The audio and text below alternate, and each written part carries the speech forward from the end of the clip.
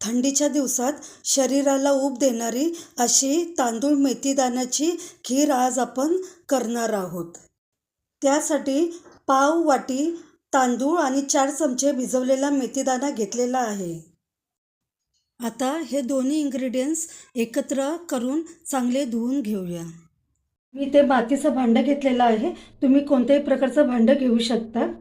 मातीच्या भांड्यामध्ये आरोग्यवर्धक असतं म्हणून मी इथे मातीचं भांडं घेतलेलं आहे. तुम्ही कढई टोप काही घेऊ शकता. आता हे धुतलेले तांदूळ आणि मेथीदाणा मातीच्या भांड्यामध्ये सगळा ओतून घेऊया. तांदळाच्या दुप्पट पाणी घालून दोन्ही इन्ग्रेडियंट्स चांगले शिजवून घेऊया.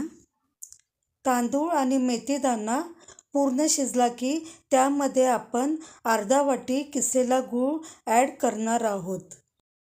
गूळ खिरीमध्ये ॲड करून झाल्यावर पुन्हा एकदा ही खीर आपण शिजवून घेणार आहोत म्हणजे गूळ त्या खिरीमध्ये एकजीव होईल. आता हा गूळ वितळेपर्यंत आपल्याला पुन्हा हे तांदूळ आणि मेथीदाणा शिजवून घ्यायचा आहे.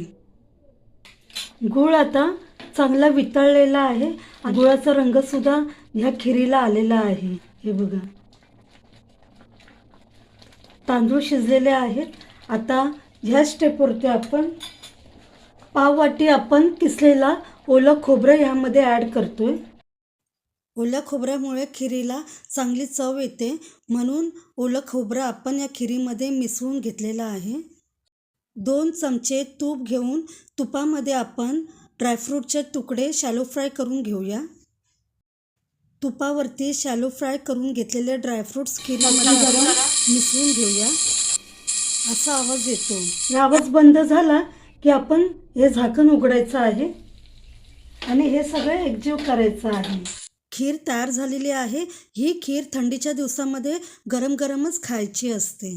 तांदूळ आणि मेथीदाण्याची ही गूळ टाकून केलेली खीर तुम्हाला कशी वाटली ते मला कमेंटमध्ये नक्की सांगा. आणि थंडीच्या दिवसात ही गरम गरम खीर आपल्या थंड शरीराला ऊब देणारी अशी आहे. ह्या खिरीमुळे सर्दी खोकला होत नाही आणि झालेला सर्दी खोकला कमी होण्यास मदत होते. त्यामुळे ही खीर थंडीच्या दिवसांसाठी खूप लाभदायक आणि आरोग्यवर्धक आहे. चला, तुम्ही सुद्धा ही खीर करून बघा आणि मला कमेंटमध्ये नक्की सांगा.